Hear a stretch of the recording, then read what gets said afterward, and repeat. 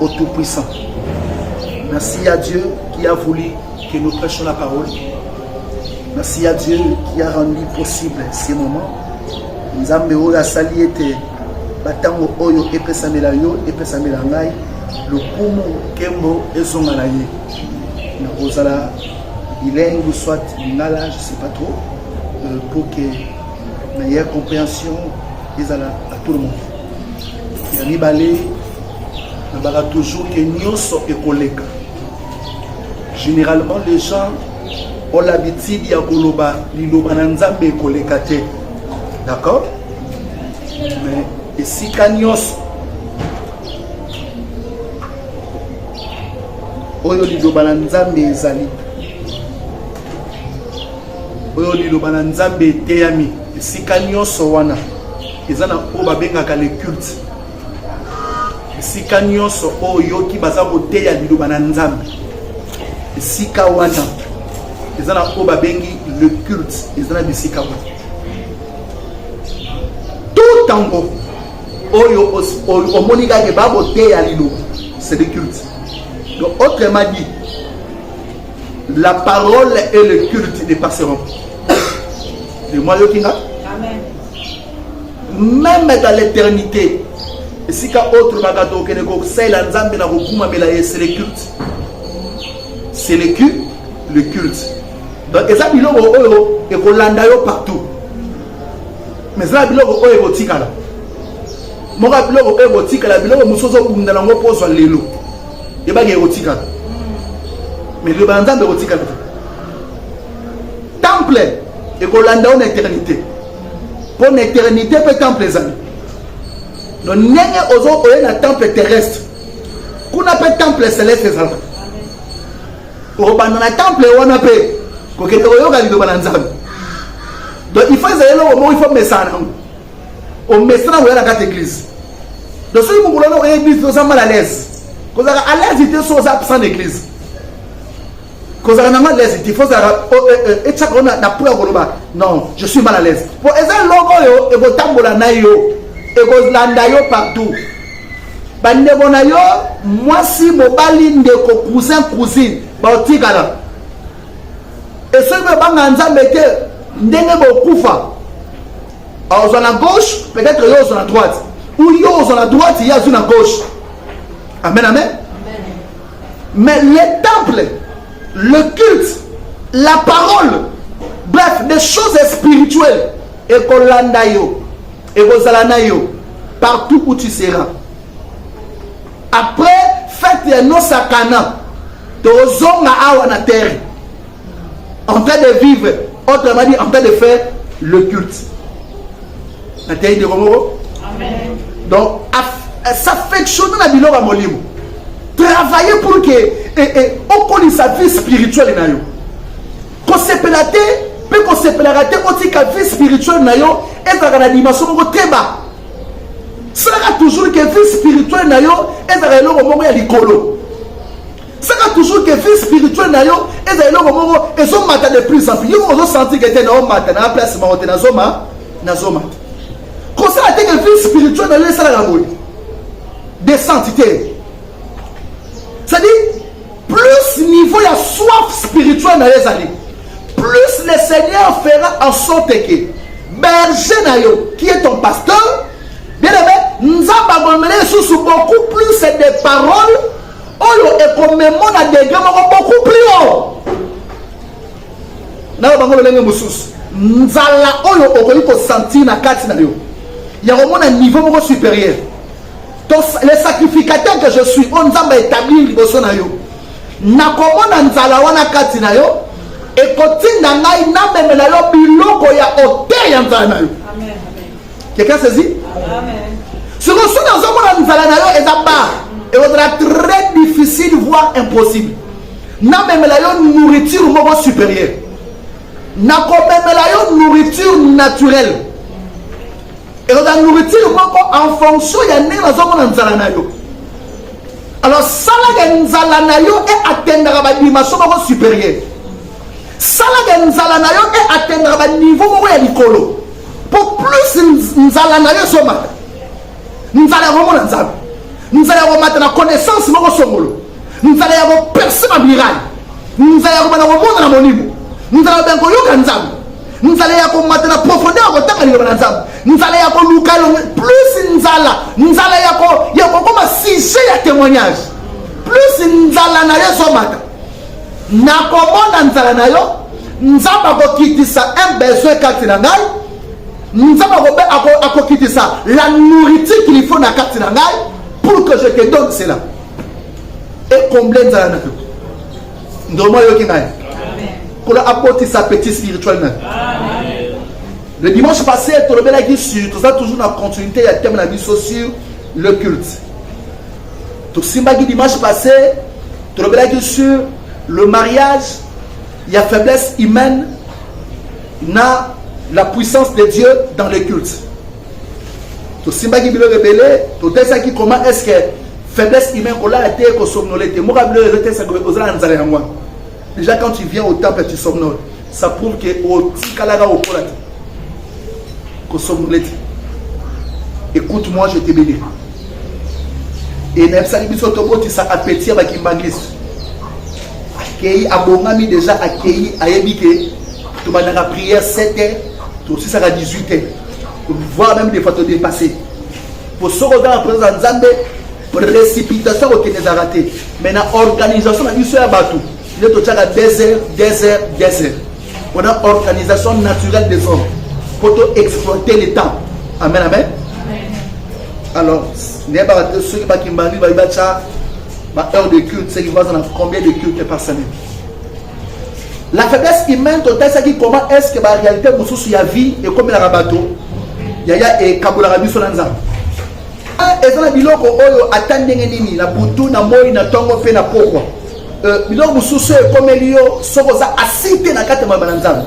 Sokoza asite na présence nzambe, sokoza asite na kati dans une bonne église au ba enseignera yo bien té, ba problème mususu soki e comme elio e koki ko kabola yo na nzambe. Éloignons pe na nzambe bité nzambe yo gangati. Et yaya ndimanga il y a problème et problème. Na moni moi mobali moko e balaki singa na photo de par chez auprès de sa maman et alors bien papa tala garçon a 42 ans. Yo a très bien. Le garçon a 42 ans. Na 42 ans au Azalango. A botami normal. Je crois que j'ai sa photo là-bas dans mon sac. A botami normal. Atangi ba classe. A 6 licence taille. Ba retenir le cola professeur assistant à campus. A bandi première année na ye bopé sa cour. A comme avec.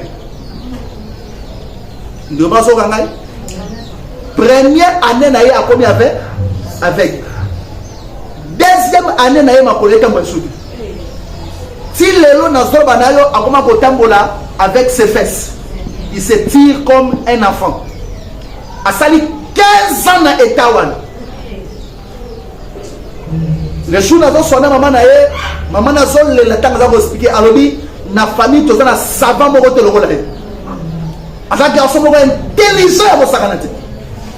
Maman na pesi téléphone to sola. Na s'identifier je suis pasteur tel tout.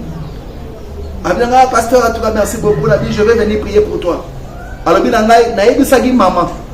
Na ebisaki mes frères et sœurs. Na mona lisusu muta traditionnel te. Na mona lisusu docteur te. Na mona lisusu pasteur te. Na vana na état oti mona kufu. Vous avez des grands problèmes. Si vous avez mis qui est comme la radio. Il y a des circonstances de la réalité qui est se retrouve au moins on est qui le et à la batou on a problème pour les gars. Si vous avez des problèmes na yé au côté sa crainte en zambé katina. Si vous avez des problèmes na yé au côté sa crainte en zambé katina. Papa une fois condamné à mort. C'est dans les années 2005-2006.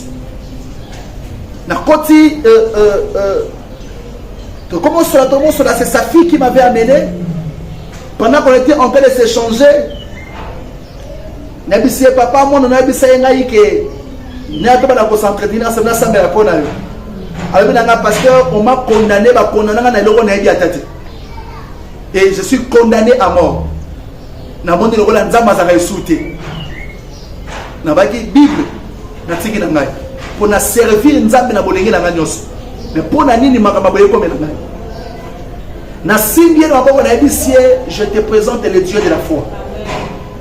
Nzamba lobi obima. Amen. Yaya abima miracle. Amen. Et ça va problème oyo ce comme lio ce que ça a cité na liloba na nzambe otika bonzambe. Tout ça il commence que faiblesse humaine se manifeste dans les blocs rebelles. To si mettre par paramètre rebelle, to c'est qui comment est-ce que incapacité mususu ya bomoto. Sous dans les arts spirituels. Ça dit makamusu comme na bomoto, kotala ngona bomoto te ke luka ngona moli na molimo. Yo so muno zo kunda na bomoto. Nzoka sous dans les bomoto te. Sous dans les arts molimo. L'archevêque supérieur a remettre à son témoignage comment est-ce qu'il a rencontré certaines difficultés dans le parcours. Avec une sola lobby, l'église n'a comme on a dit Betsaïda. Dieu l'avait aidé pour la l'église va évoluer. Et puis après un temps, comment subi un problème. Il a subi tellement de problèmes, le problème a subi rebelle. Au départ, parce que dans l'occasion de rien. À connaître tellement de complications. Avec beaucoup de mususu et nemoko ya mboka Ghana. Alors tu mboka Ghana ye atalié abisie changer combo ya église na. Il va travailler comme église na ma changer combo na. Abi depuis a changer combo. Il est devenu encore ce qu'il est aujourd'hui. Biloko mususu source nanga za bomoto te. Source nanga za moli moli. Nena to vandi abando de mususu bazao. Je te dis, il y a des sorciers ici. La chambre féminine est sorcière. Oh, ayo tu pelanda na bango ayeka pa bunisa seconde gloire. Mais il y aura toujours que église nyoso locale.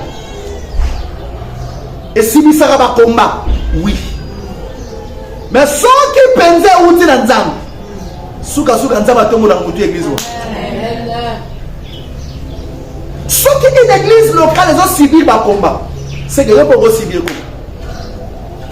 Amen, amen. C'est que ils peuvent subir le combat. Il faut qu'on collabore dans Nzamba ya église. Pour Nzamba ya église, alors il sera kaka. Il y a un moyen que l'église se met en disant Babana boye, tu vas l'église wana, tu me belé, tu peux me belé, mais Nzamba sunga bango. Batongo lama. Présent alliance, il y a l'église. Si on y a besoin il faut qu'on ait l'alliance, il y a l'église. Il y a un monsieur dans la molie, il y a un texte, il y a Luc chapitre 13, l'histoire de la femme qui a déjà à plusieurs fois. C'est pas comment est-ce que il y a un problème, il y a un niveau extrême. Le problème, il y a un niveau extrême. Tu expliques qu'il y a un problème, nous avons fait le sugi. Nous avons fait le sugi à cette. Tu as dit que côté mobilité, moi, si tu as fait le sugi, on a mon athée. Amitié, connaissance, il faut gagner. Et nous avons disposé, disponible pour elle, le sugi à Jarwan. Amen, amen.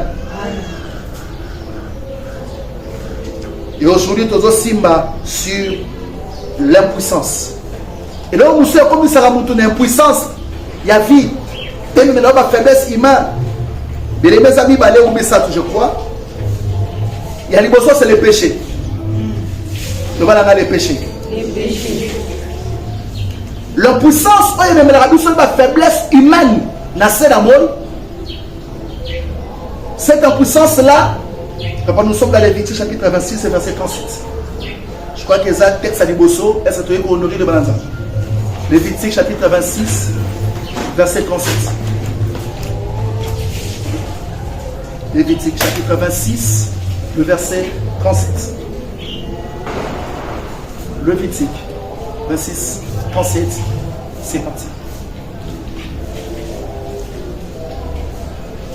La parole du Seigneur. Amen. Amen. Ils trébucheront les uns sur les autres, comme devant l'épée, sans qu'on les poursuive. Voilà. Vous ne subsisterez pas en face de vos ennemis. Voilà. On peut s'asseoir et on peut acclamer le Seigneur sur vous.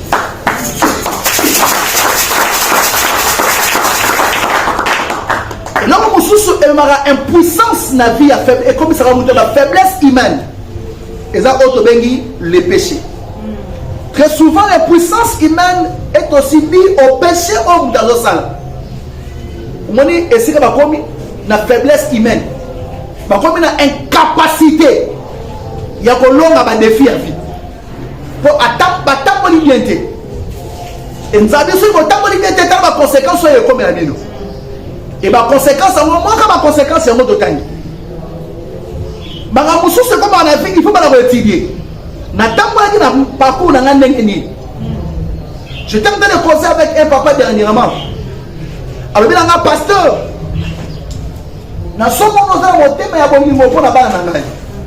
Merci de nous sur la bonne. Mais laissez-moi te parler sur mes 3 enfants. Mes 3 filles, pasteur. En disant, ta vie est tellement compliquée, il faut que tu répares beaucoup de choses. Dans mon pays, de tout le monde, est-ce que mon pasteur a lobby? Il faut réparer le rebelle. Abi papa, moi, si wana. Parcours d'ailleurs depuis Abanda Maramarolinga. D'une manière officielle, on a la monnaie là-bas. Na mona ngayaka kana bibali o bazana basibi bale misatu ya za 3e to 4e. Depuis moi na wana Abanda Maramarolinga. Si ndenge aboti bana mwana wana papa na ye azana basibi bale ya za 3e femme ya papa wana. Parcours ya mwana na ya moi si c'était comme ça. Abitine mamoni ya lelo. Tant que mon colonna, mais est-ce que mon pasteur a l'oublié? Abi attention dans zone là, papa. Yebi ça y est à sa maman boyolo. Le col a collé sur la zone prochaine à Ndako à Tombora. Mais mon colonna dans mon lobby, n'a tenu est-ce que Oyoki? Abi papa dans une petite information à combien de 53 ans? Abi nous sommes là à combien de 53 ans? Vina ye mobima.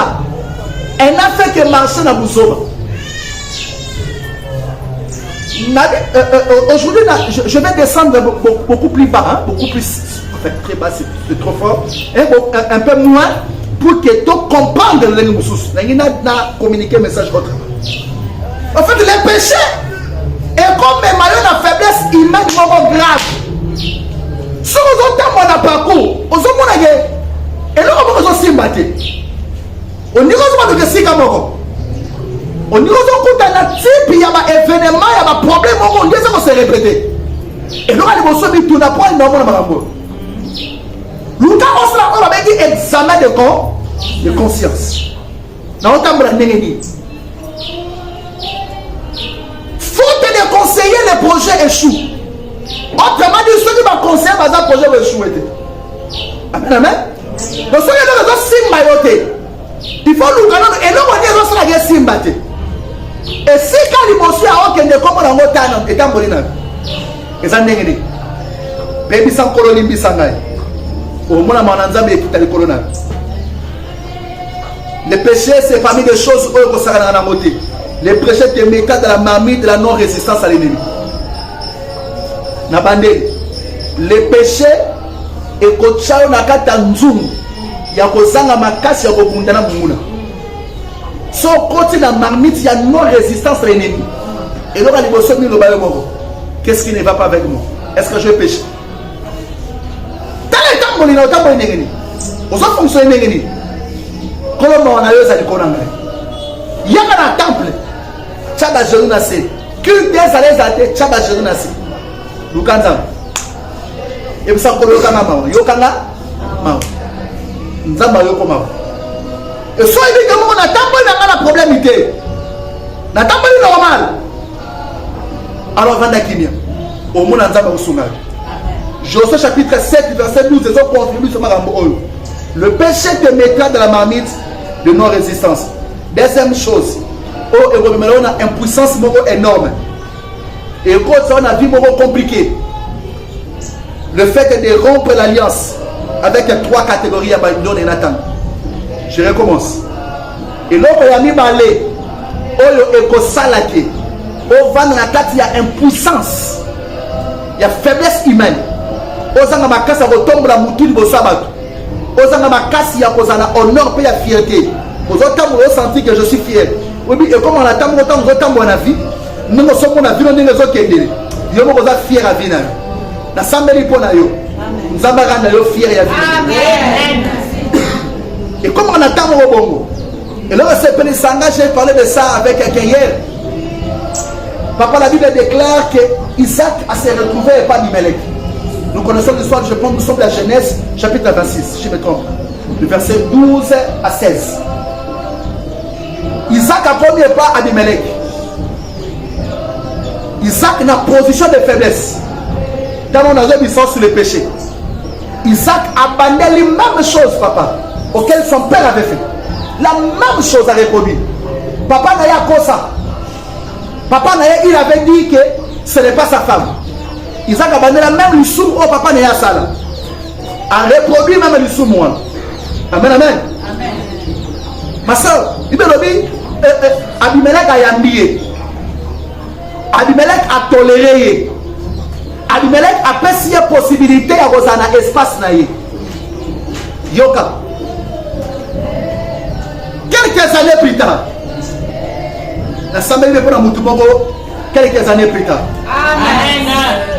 Quelques années plus tard. Amen. Prière n'a pas quelques années plus tard, tu vas changer ma vie. Amen. Prière n'a pas quelques années plus tard, tu vas témoigner dans Amen. Isaac a Abimelech a mis Isaac. Mais Ayama était un mouton et Ayambi. Alors on est là. Et si tu as la carte, tu vas vieillir. Moi, la carte, tu vas Abimelech a mis Isaac. Après, si l'espace n'est pas naïf. Après, si l'espace n'est pas pays naïf. Yaya Yoka. Quelques années plus tard, garçon, ça qui est là. Elle a dit faible. Elle a dit la capacité. Azaki na armée na la mbangote pour pas me poalia akosa kutu ya mokosa poalia dadi masaja mutu mais écriture lobi Isaac a comme riche femme riche et puissant riche. Amen, amen. Nous sommes dans quelques années plus tard. Alors t'as ce qu'on va se produire. Nous commençons à Abimelech et Olukai. A combien de temps a tenu mon tour d'Alibosso? Abissia, mon frère, quand il y a un Olukayo, na yeko Olukayo pour que okende, obimanesika na ngai. Isaac Abissia, nabimanesika na pour la salle elogoni. Ni. Le bana elogoni. Na elogoni susu elogoni. Abimelech, Abissia Isaac, bimana esika na ngai. Longwana esika na ngai. Isaac a dit bon, c'est un problème ité. Na longwana esika na yo problème c'est la moté. Mais problème ya moko. Esika longwana ko kendele. Na yika bebe na yeba. Ba bengana na kuna. Ba longola kanga kuna. Na beba na mutuwana. Pona elo mo songo na salanga. Comme ça na banda les sous même erreur de côté. Zalanga non? Zalanga, donc quelque part. Abimelech a dit si on a garçon va bien, on a très poli, on a calme. Dans une traduit malama, on a fille va bien, garçon va bien. Ok, on a un problème là bas côté. En tout cas, on dérange de ça dans la tête. Mais on a constaté qu'il y a un espace à vie dans la vie. Na mabele dans la vie. Yo au comme dans mbongo de la vie. Ah bon? Yayoka, nous devons savoir qu'il y a un espace naïe, on va foutre dans le pango naïe. Aussi, on va foutre dans le pango naïe. Il y a un niveau, il y a chambre, salon, il y a 2 chambres, il y a 3 chambres, peu importe. Le plan est barrière. Na mutune ayebina on va foutre dans le bongo. Mais yoka. Mutu musa va foutre les panneaux lelo, à foutre la studio, à foutre la chambre et salon. Quelques années plus tard, alors que ma maman m'a pas voulu ça les panneaux. Mutu musa sur avis voyant la église n'est pas ça boy. Au sommet de la ratinate. Nous avons eu mutu à ressomme ma maman pas voulu pour l'église. Mutu musa sur avant de la camarade inayo. Autant pour la ramener pour laisser ou te laisser agayer. Pour laisser ou te soutenir agayer. Avant de la mettre en train pour laisser un peu de l'écolo. N'a pas collé rien. Alors comme on a été on va passer un ombrage. Ma campagne c'est la bino. Ma campagne comme un partage la bino. Isaac a Satana, il m'a dit à Satana en noté. Pour aller ça, Isaac est forcément dans la yaka personne n'était touché là ici. Oh pile petit dans la moudre aussi pas zate. A kanisa wana osuka bongo. Batu mususu. Quelques années plus tard. Ba bana obundisa yoko. Ndenge ya yebela gayo. Ndenge bana ko kanisa. Nani nzama akobisa yo. Akoba shamuna yo. Amen. Amen ko melanga yo. Amen. Bimasala jalousie na ye eza en fonction de matana yo. Amen. Akotela bi on. Akometsana niveau. Nzamba tombola yo. Amen. Nzamba tombola yo. Maloba esala yo. Et comme partage na yo. Et tamboula na partout na yo. Et la main comme un témoignage. Vie comme un témoignage. Parce que tu l'histoire docteur Louis Sebon, pas mettre l'histoire vie na yo.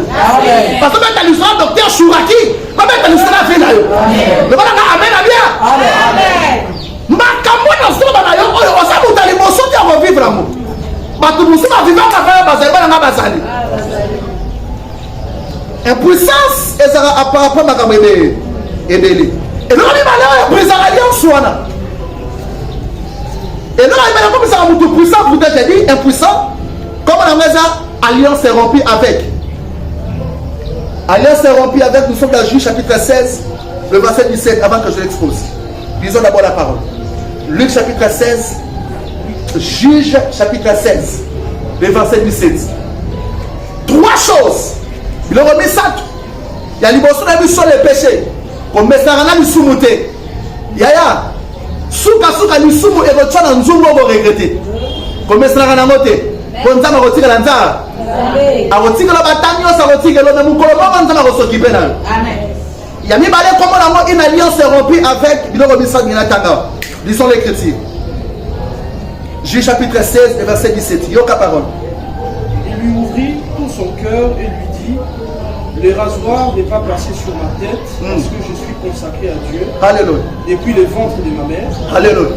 Alors si j'étais rasé, la force m'abandonnerait. Wow. Je deviendrais faible. Alléluia. Je serais pareil à tout homme. Alléluia. Parole du Seigneur. Amen. Recevez cela par les acclamations.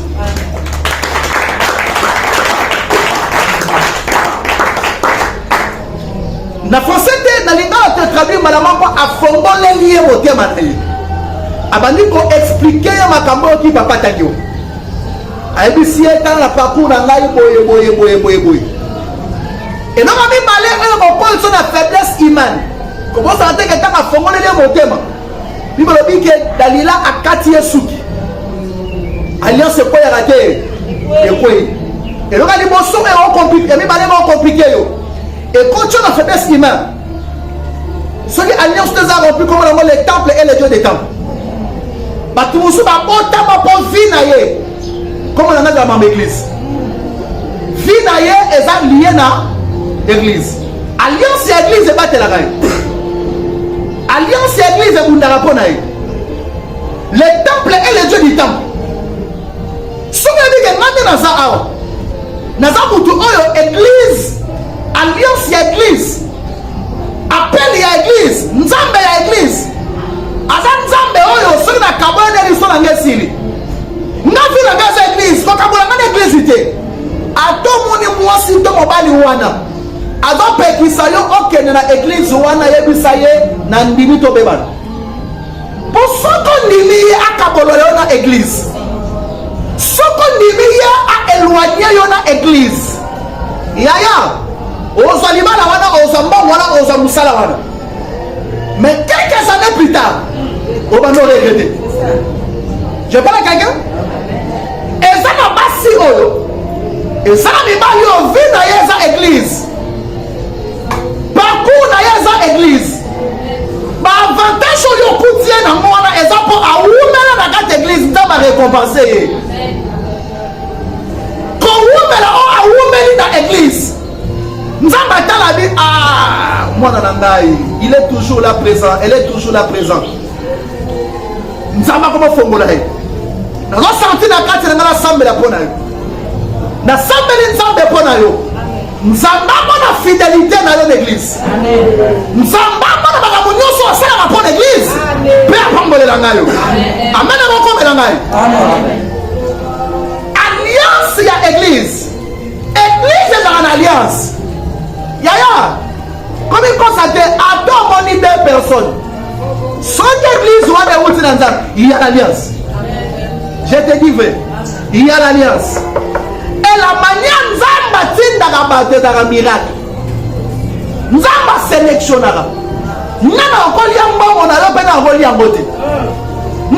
sélectionné.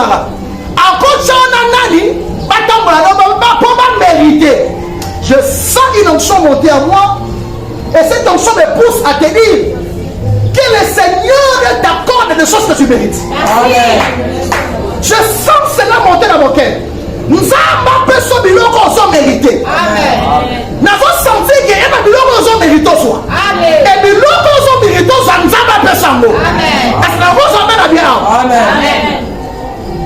Les temples, au sein de la temple, ça la nuance sont horribles au sein de l'église. Ton église, pas mon église, soutenir l'église. Nous avons choqué. Nous avons un grand verre un jour. Je te dis la vérité. Nous avons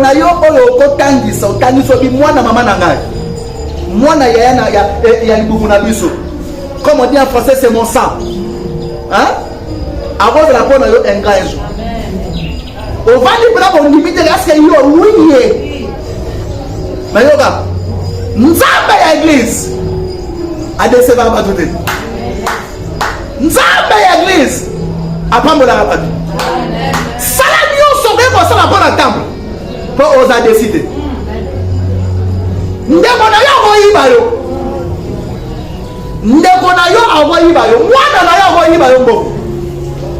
j'ai raconté cette histoire à quelqu'un. Je suis retrouvé avec un homme de Dieu quelque part. Non le là, non là. Je suis retrouvé dans un endroit. Le papa y a ce roi là. À ce moment-là, il y a mon tour. J'étais accompagné d'un homme de Dieu. À ce moment-là, il y a un prophète. Chenette, c'est la maille, et ça va médaille à Lyon. Vous connaissez, non? Chenette va médaille à Lyon. Chenette, ça va médaille à Lyon. C'est comme on a mêlé. Nous sommes au Canada, on a dit. Et puis c'est Kabela $50. Et puis tout de suite, oui, je sais que tu es en train de Kabela. À cause de la chambre, il y a $50. Je sais que moi, on a tenu la poche. Je fermais les yeux pour l'esprit Seigneur m'a ouvert les yeux.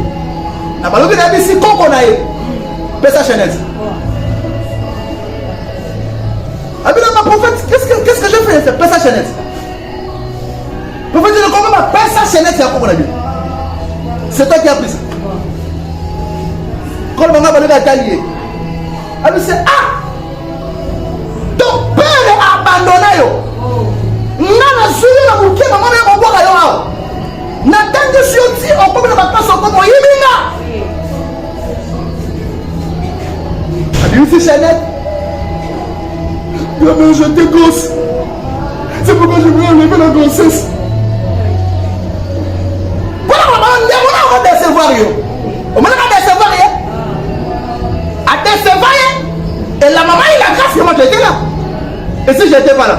Et si on s'est jamais dit que je ne fais pas ça, ou je n'ouvre pas les yeux. C'est le dernier qui est fait beau.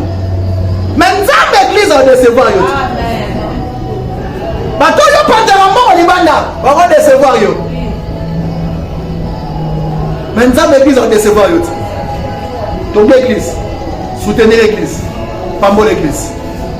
Et le Dieu de l'église, a pambo la ngai. Si on monte à la temple, si on a brisé l'alliance.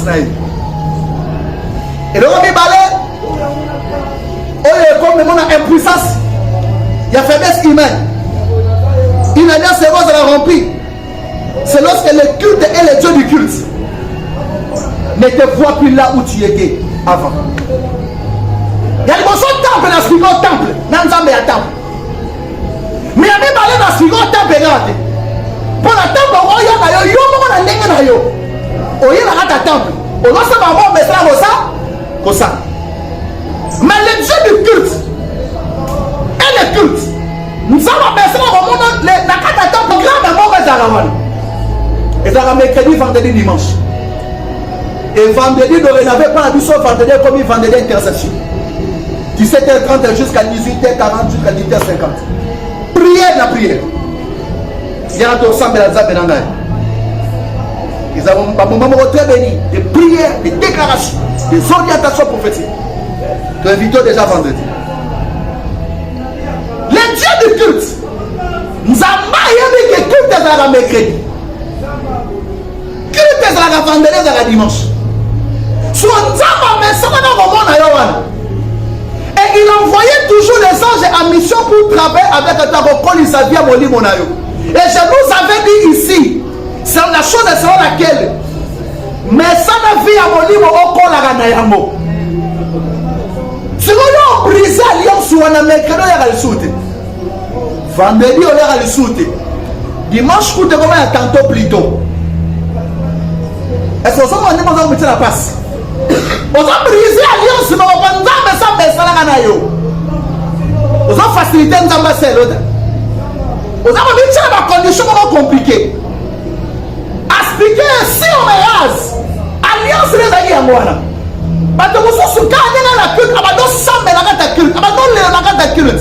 Il y a une solution bongo. Il y a une solution et où tu réponds, il y a des bandes de haute. Il y a une réponse et où tu reçois une culte dans l'île. Nous avons besoin de traiter dans les bongo. Parce que vous avez la bongo. Nous avons la facilité, mais il y a la facilité. Il y a comme il faut aller dans le culte à venir au sambe dans Zambé. À côté de la retraite, à côté de la prière, à sacrifice offrande. Nous avons essayé. Amen, amen. Si vous avez la culte à moi, on a résulté. Mais vous avez brisé l'alliance. Vous avez facilité l'alliance. Et là, on a mis ça de la difficulté. Le fait de rompre alliance avec les sacrificateurs et les dieux des sacrificateurs. Et là, on a mis ça de la difficulté à moi. Corrompre alliance dans mon salianzam. Corrompre alliance dans Nzambe et mon salianzam. Parce que vous vous souvenez qu'il y a un bongo. Il faut apprendre la mosala nzambe pour pas pambola. Parce que vous vous souvenez qu'il y a un changement bongo. Pourquoi il y a un combat ça nango? Pourquoi il y a un problème ça nango? Parce que les filles à famille na bango. Pourquoi il faut akanga na mosala nzambe. Convertir ya mosala nzambe. Pe ya nzambe ya mosali wana. Et comme un partage na. Amen amen. C'est éloigné de la bergerie, on a souffrir. Tous on est serviteurs de Dieu. Mais ça n'a amen à Dieu. Mais tous nous n'avons pas la même alliance auprès de ces dieux-là. Et puis ça vient toujours bien mon yégueté. Donnez-moi ma Bible là. Je vais vous raconter cette histoire, l'histoire de cette Bible là. Et j'ai senti ça de matin. Nous sommes serviteurs de Dieu. Mais tous nous n'avons pas le même Dieu. Merci maman. Cette Bible ça m'a été offert, acheté neuf, avec valeur de $120 par un homme de Dieu. Tu y a une maison de la Bible. Donc comme il a pris 120 $, il m'a jeté ça. Mais à part cette Bible-là, que je touche dans ma bonne langue, il m'a béni avec 1500 $. D'accord, tu es à l'église du côté de Congo, pour ceux qui connaissent Congo, d'ailleurs, je faisais un séminaire à 3 jours. Parmi les 3 jours, j'étais parti avec Anita et Claudia, si je ne me trompe pas, dans la journée mort. Nazote. Je tourne et je regarde ce pasteur. Namoni mon lili. Amen. Namoni mon lili. Je trouvais ça compliqué. Na continué la prédication. Na yoki kola lobi nanga tout est parti le jour de son mariage. C'est pourquoi il subit le combat qu'il subit. Et vous allez passer dans son parcours. Papa. Mais je n'étais pas dans son manière, ça comment. Et c'est Pélisine Zamba Fomolinga Nus. Namoni baga couleur, peut marque, il y a baga moi si na latara ce jour-là. Ne pose pas la robe, non? Azagina baga. Baga, il continue à missa. Vous comprenez, non? Oui. Mais Mouta, ça veut dire, voilà, c'est un sorcier. A sombela, il y a sombela. Oncle Bango, il y a famille. Il y a sombela, robe complet. A sombela, il y a comment même il y a la description. Par rapport à les jours de mariage, madame. N'est-ce pas mon frère? N'a pas ces détails et mariage tel qu'il avait porté avec sa femme.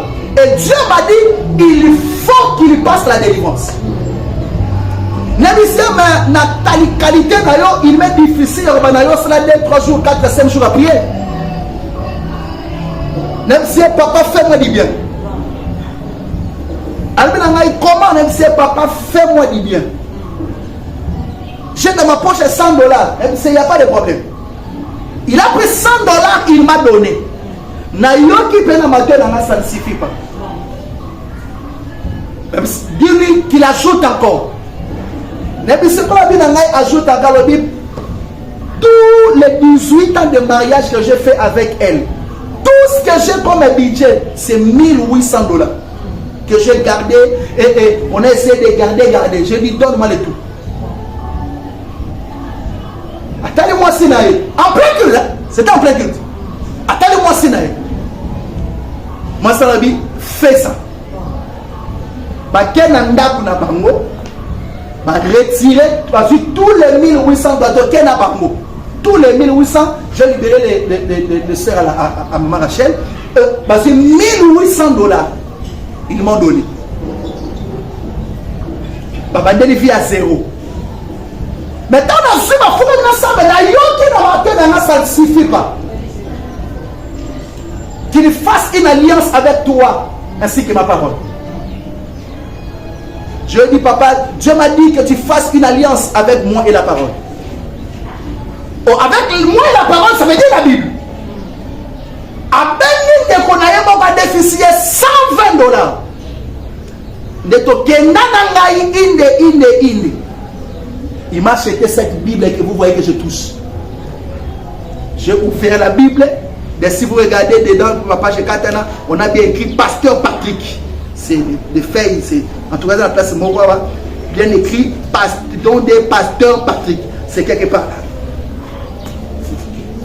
Don de Pasteur Patrick. Peut-être les feuilles sont quelque part. Il a écrit don de Pasteur Patrick. Tu as terminé la victoire, on a prié pour nous. Depuis ce jour-là, les portes des gloires. Amen. C'est un monsieur qui est béni plus que moi aujourd'hui. Plus que nous. La hauteur, il y a au pas pour la manaïe. N'a pas 1 centimètre n'a été donné.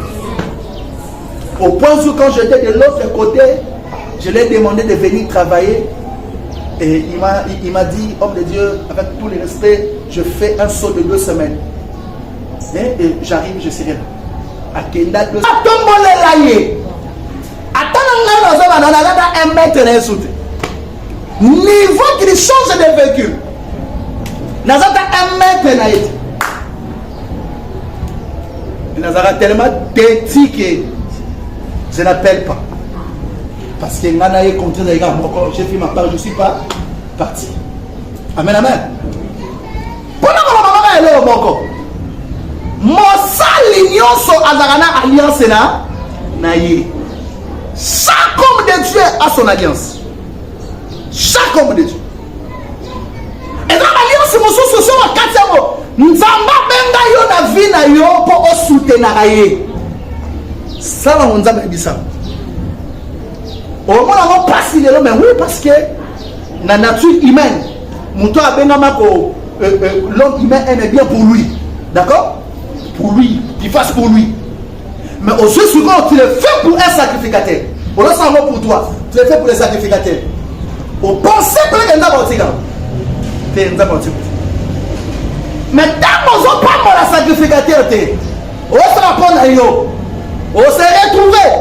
Na présent, on s'est retrouvé. Mais quelques années plus tard, on est là. Parce que tu ne fais pas ce qu'il faut. Ce que nous avons soutenu les sacrificateurs. Nous avons autour des sacrificateurs. Et ton mélange, on a des défis à sacrificateur en termes de difficultés sociales. Toi, tu es là. Fais aussi l'autre. La sacrificateur en charge. Je te dis,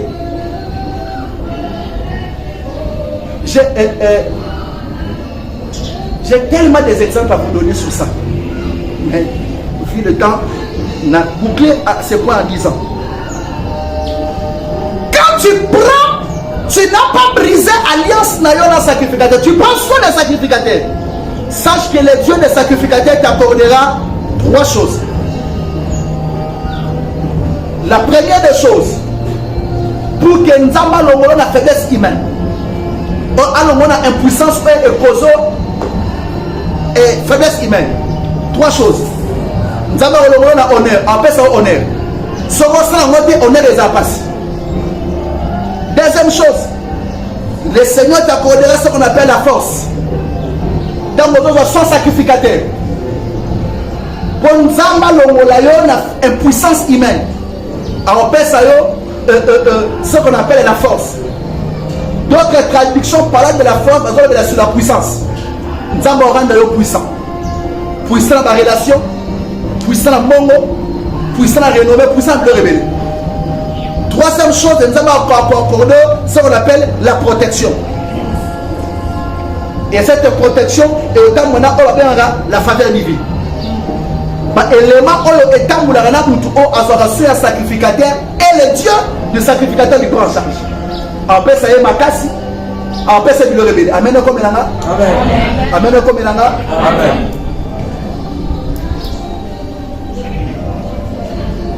Autre chose, et ma impuissance. Je suis toujours dans le secteur.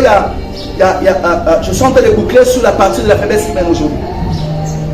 Autre chose, et ma impuissance, il y a faiblesse humaine, c'est l'abandon de la foi. Nous allons abandon de la foi. Abandon de la foi. Et c'est l'autre, une impuissance humaine. Abandon de la foi. Et dans la famille Moussous. Na kata famille wana bango bazaka toujours na manière boko erronée ya komona makamanza. Mama ressemble na famille wana. Ezelo mo ya passe. Ata mutabandine ressemble la lelo. Ba mesana na makama banganga. Mama na bango amesana makama banganga. Papa na bango amesana makama banganga. Ti akufika na banganga. Moi eloko mukere bunga na ndako tobetalisa. Moi eloko mukere baby nganga ona ngobele malade bakola na bakala banganga. Amen. Amen. Abandon de la foi toute une famille. Balinga na baba ressemble la te. Baza ba expert ya ba juger bato. Ba juger dans l'église. Ba tenir compte ma faiblesse humaine. Maintenant, quand tu as fait mais expert, il y a critique. 1 Samuel chapitre 17, verset 24. Écoutez la parole. 1 Samuel chapitre 17. Abandon de la foi, il aurait posara. Nena expliqué, il aurait posara. Kotika mama osambela. On a moins osambela aussi, mais la moitié n'a-t-il la gamme manzame. N'a-t-il la gamme osambela. Tellement bon et produit ça. Ils vont produire ce qu'on appelle une postérité de lâches et de peureux. On va relever un défi à vider. Quand on est aux autres, comme on va ressembler. Quand on est aux autres, découragé pour ma maison comme elle est tellement kilo. Au moins, on est dans sous ici. On a tiré dans ma ressembler. Alors, c'est pas de 1 Samuel chapitre 17, le verset 24. 17, le verset 24. Et pour produire, voici des choses qu'ils vont produire. 1 Samuel 17, 24. À la vue de cet homme, tous les Israélites prirent la fuite et furent remplis de peur. Tango bamoni mwana mobali oyo. Ndenge kaka bamoneli, est-ce que nous sommes là non? Ndenge kaka bamoneli mwana mobali oyo. Bibabi à la vue de cet homme. Bango nyonso bakimi à la vue de cet homme. Bango nyonso baseli ni bakimi. Donc kaka ndenge bamoneli wana batenir te. Kaka ndenge bamoneli bango nyonso babandi mbangu ya kosakana te à la vue de cet homme. Bango nyonso baseli bakimi. Moto atikaka makambo kosambela. Moto atikaka makambo kolukelo na nzambe. Pour ma problème eleki obi otiki na yo. Pour ma problème eleki obi na sundoli na ngai. Moto atikaka postérité na ye akoproduire balâche, bapeureux, bato ata mokolo moko ke bakoreleve defi moko ya vie. Nabondeli moto moko ate yindeli oneni kangama na nzambe. Ato moni badefi eza ndenge nini kangama na nzambe. Kotika nzambe te. Kangama na nzambe. À la vue de cet homme bakimi, badefi mosusu ya vie, okokima moka basoko yebi ke osala nzambe te. Nasoki ke nzambe azalaka na biso. Ata ndenge tozomona bituka. Kanga phrase lelo. Lobalanga quelques années plus tard. Nangiti ozosomba lelo ozomba la phrase wana ya quelques années plus tard. Mon temps a un million de millions. Mon père m'a dit, donnez-moi quelques années plus tard. Amen. Quelques années plus tard, on est contre la 200. Et contre la 300. Et contre la 1 année. Et contre la 5 ans. Et contre la 7 ans. Et contre la 10 ans. Il y a des gens qui ont condamné la monnaie. Il y a des gens qui ont condamné la quelques années. Mais quelques années plus tard, I was a sujet témoignage. Mon nom qu'on a hier et mon commis sans nzamba final. La personne quelques années plus tard. Comment ça l'a noté? C'est ce que le Père nous a donné aujourd'hui.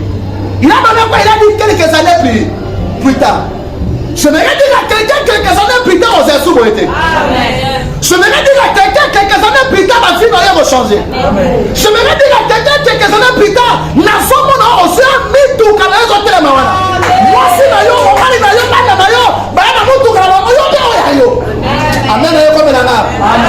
Quelques années plus tard, on a célébré ma mariage. Quelques années plus tard, on peut faire action de grâce. Il y a un niveau de ce même maillot. Nous allons quelques années plus tard. Nous allons France, il y a un maillot. Nous allons il y a des sailles. On va juger ma bonne année. Mais personne n'a quelques années plus tard. Il y a quelques années plus tard, on va témoigner mon Dieu ensemble. On va dire ça y est. Non, maintenant, tu sais que j'étais en déplacement parce que j'étais parti acheter des choses. On va ça, ma voyage, on va casser au sol. Ma voyage, je me suis dit, les enfants, on se met au sol. Je parle à quelqu'un? Ma voyage, je me suis dit, les enfants, on est en vacances, et on va se au sol. Ma vacances, je me suis dit, parce qu'on travaille tellement pour la vie. Daddy est au courant. J'étais en voyage de repos. Mais voilà, quelques années plus tard. Mais quel nom peut compter la moutou? Comme il jugeait dans le néo salero, comme il jugeait dans notre. Donc nous sommes dans l'élo nayote. Nous sommes dans quelques années plus tard. Nous sommes maman minée de la vie. Nous sommes quelques années plus tard. Au fait que nous avons un chantier mon côté victoire et des niveaux. Quelques années plus tard, nous allons changer vie. Amen. Alliance ou dans mon salanzam. Alliance dans mon salanzam. Continuez de soutenir un homme de Dieu. Continuez de soutenir les choses de Dieu. Continuez de soutenir l'État. Continuez d'être présent au culte. Nous sommes à culte. Nous sommes à temps pour soutenir. Nous sommes à Massali. Il y a Massali Wana. Tant que nous avons l'église, les hommes pour la Amen. Tant que nous avons il y a le dimanche, le mercredi, il est là, ou le vendredi, il est là. Amen, amen. Quelques années plus tard. On continue à attendre qu'on va abandonner le Ndima. Pour qu'on ait du sabato. Na kutana makamanya de voleta on te basunga ngai. Makamoso bona lelo ko basa nango. Amen. Et quand on libère la vie. Quand on lit ça pour la lelo, le prophète a dit c'est que je vois ça passer là. Amen. Pour ça kilo, pour ça quand ça vient la fin de toutes les choses. N'expliquons l'introduction en anglais, ce n'est pas la fin de toutes les choses.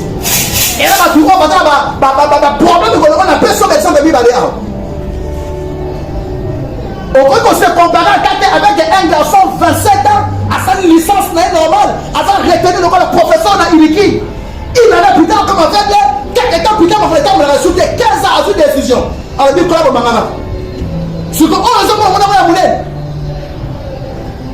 Un monsieur qui marchait normal, qui avait mis au monde, a dit dans ma vie, je ne vois même plus mon enfant.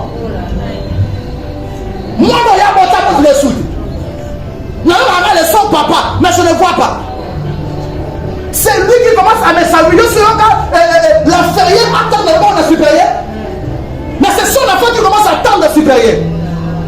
C'est que ma première maman m'a discuté avec lui.